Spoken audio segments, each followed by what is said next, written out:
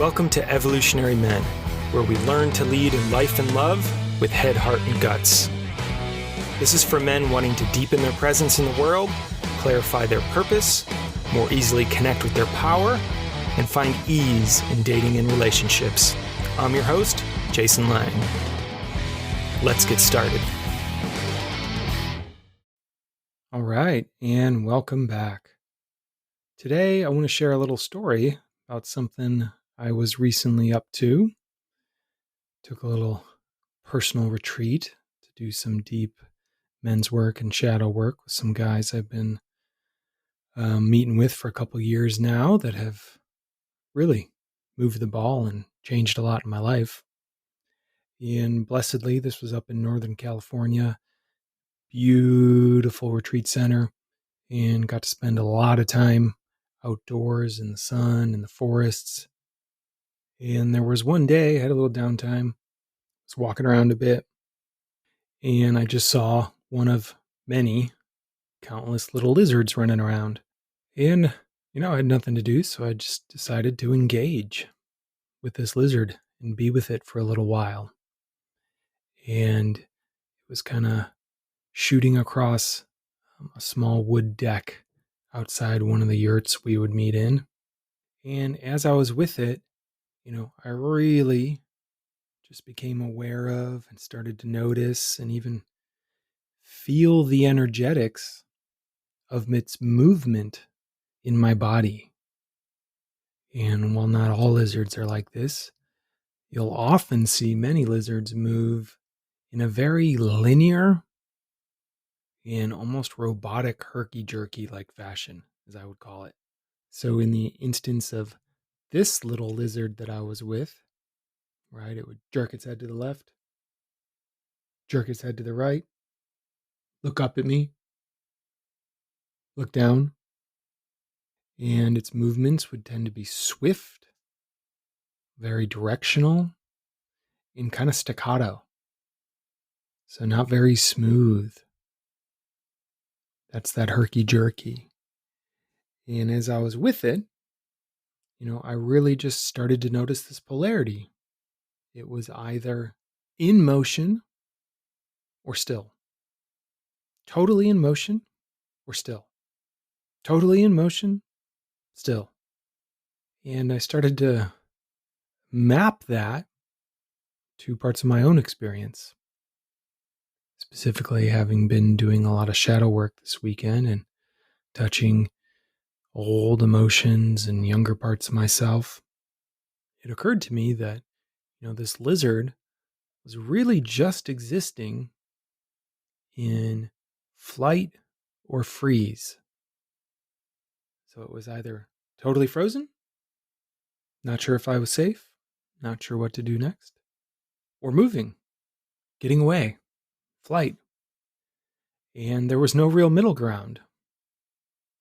And it really just struck me how, even though, these ideas of the triune brain, and we have a reptilian brain and a mammal brain and frontal cortex, which is kind of what makes us human, isn't actually true as the science has continued to unfold over the last decades. It's far more nuanced and complex than that. It's not as linear as one brain was put on top of another, and different parts of the brain can be used as different things and whatnot. But I think there's a sense that most of us have experienced of, am I coming from the fully conscious part of my brain or an unconscious or reactive part of my brain? And I really like the work of Dan Siegel here. We've been reading some of his books on parenting, and he kind of calls it upstairs brain and downstairs brain. Downstairs brain tends to be part of us just concerned with our survival. Upstairs brain tends to be the part of us that's, more conscious, more aware, can make choice, is aware of our awareness and whatnot. And with our little lizard, that part's not really there. It's really just that downstairs brain, so to speak. And specifically in that lizard's case, really just that freeze response or that flight response. and not a whole lot of middle ground, not a whole lot of nuance in between. And, research is showing, we often hear about fight, flight, or freeze, that even that's got some more nuance in terms of adaptive behaviors and what happens with people that, yeah, it tends to be flight, freeze, fawn, and then maybe sometimes fight. Fight's kind of a different engagement level in a lot of ways, but freeze is where we tend to just totally freeze and not move, try not to be noticed. Flight is just get away to safety. Fawn is a more complex adaptation where we try to befriend, right? Befriend or make peace with or become agreeable to whatever the situation or attack or predator might be. In fights, obviously, I'm not just going to run away, I'm going to take you out. And, these are natural impulses in all of us. These are natural impulses, at least flight and freeze are to the lizard. And as I was sitting with this, and kind of why I'm chatting about this, is just this realization that I'm still driven by these impulses myself, and all of us are. We have some of these basic tendencies inside of us of part of our system in any moments, like, I got to get out of here, or don't be noticed, freeze, stop, be safe. And then the emergence of, make friends, befriend, fawn, or yeah, sometimes fight. And that lizard, that binary, that polarity of it's this or that, is a pretty exhausting way to live for us as humans, where we have more room, more space for fluidity and gray and nuance. But how when we get stressed or overwhelmed, it's so easy to fall back into that kind of polarity. Things are either a disaster or about to be. And then it takes real work. It certainly has for me to open up more into the gray area, the gray space of it's not all a disaster, or my life's not actually at threat here. It just feels like it sometimes because, yeah, there's certain traits, behaviors, and adaptations we've all made over the generations to survive, and that have often been handed down to us from our foremothers and forefathers. And men's work, and the practice of becoming more conscious and aware and embodied in the moment, I think is about moving away from the binaries. It's all this or it's all that. It's all fight. It's all flight. It's all freeze. It's all fawn. In that we can bring a lot more consciousness to the middle ground to really check out what's happening for me here and what's going to be the best response that I want to consciously make instead of just reacting from these more habitual, kind of deep grooves in our brain chemistry that I do think, at least at a deep structure wise, which means it's not necessarily on the outside of the brain, but on the inside of the brain. Yeah, some of the things that have helped animals survive for all of history still exist inside of us. We have those capabilities. And this upstairs, downstairs analogy, which I think is a little simpler and kind of obvious to understand when you start to see it in humans, is a great way to kind of move this work forward.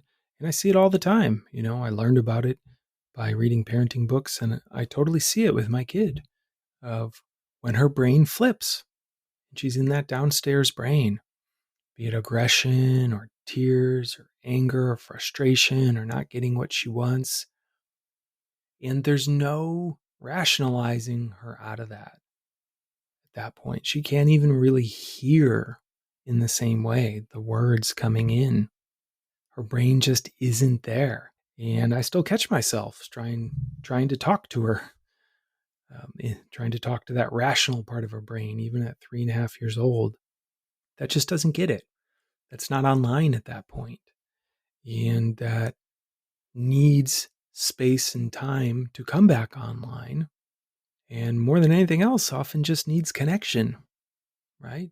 Needs a little holding, needs a little eye contact, which helps tip the scales and re-regulate the system so that upstairs brain can come back online. It's pretty wild to see it when she kind of comes back into her body, so to speak. And, I've experienced this too in intense moments, survival moments, moments of deep fear, moments of deep passion, which what man out there hasn't had a experience sexually and realized afterwards, like, wow, part of me went offline there. That was downstairs brain.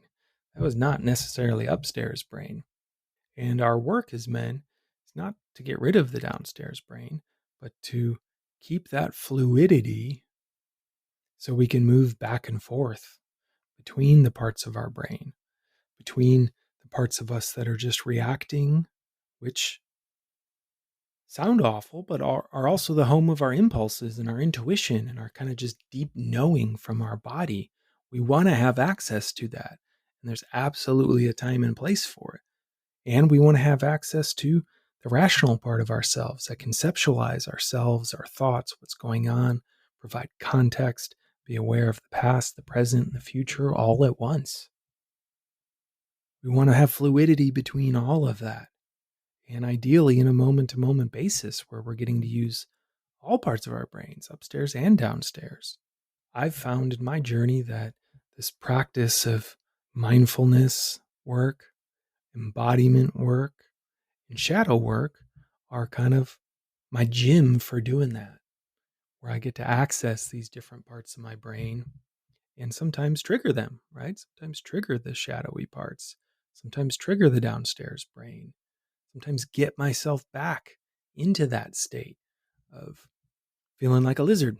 It's safe now. It's not safe now. It's safe now. It's not safe now. Safe now. It's not safe now. So that I can start to work more of the gray area. Well, what does safe mean? Where do I already feel safe in this moment? How can I relax into this moment? How can I recontextualize this moment? There's so much yoga or ways you can work that over time that are so powerful. And, as I came back from retreat, spending time with that little lizard and moved through the world, I started to just feel into people the same way and realize that how often we really are just running around like little lizards in that binary of it's safe or I got to get out of here. It's safe or I got to get out of here. It's safe, I got to get out of here. And how precious and amazing it is when we can drop into community that has access to more than that can support us in remaining fluid between our upstairs and downstairs brain,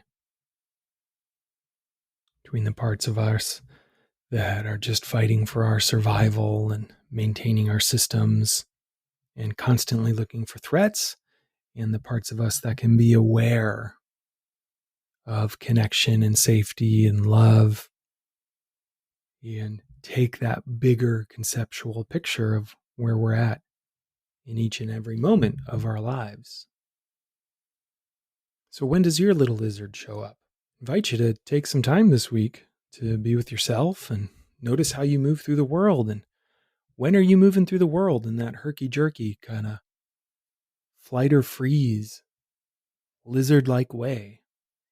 And what would it mean to maybe soften that up a little bit and engage more in the gray area of activating both parts of your brain to be able to stay tapped in, using your intuition, absolutely tracking your safety and survival, and bringing online even more that context, that awareness of your awareness, and that ability to open in connection to others.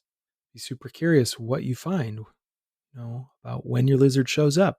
definitely let me know. Shoot me an email at jason@evolutionary.men or contact me at my website. Until next time.